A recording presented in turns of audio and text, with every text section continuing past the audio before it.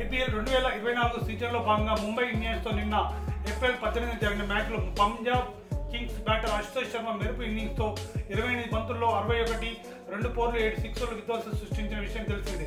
ఈ మ్యాచ్లో అశుతోష్ సుడిగాలి ఇన్నింగ్స్ విరుచుకుపడినప్పటికీ పంజాబ్కు పరాభవం తప్పలేదు. ముంబై నిర్దేశించిన 193 పరుగుల లక్ష్యానికి పంజాబ్ 10 పరుగుల దూరంలో నిలిచిపోయి ఓటమి పాలైంది. సరిగ్గా 6 నెలల కిందట సయ్యద్ ముస్తాక్ అలీ ట్రోఫీ 2023లో అశుతోష్ 11 బంతుల్లో 50 కొట్టాడు. ఆ టోర్నీలో రైల్వేస్కు ఆడిన అశుతోష్ అరుణాచల్ ప్రదేశ్తో జరిగిన గ్రూప్ సి మ్యాచ్లో 11 బంతుల్లో బౌండరీ, 8 సిక్సర్లు సాయంతో 53 పరుగులు చేశాడు.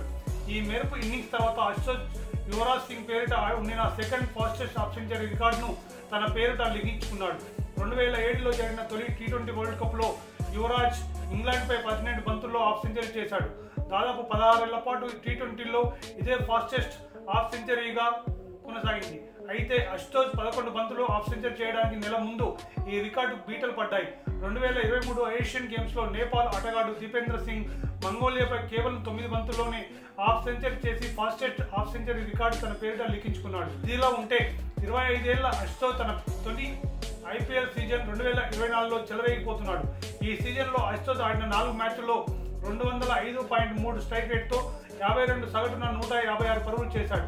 ఈ సీజన్లో అశుతోష్ ఇప్పటివరకు 13 సిక్సర్లు 9 4లు బాదాడు.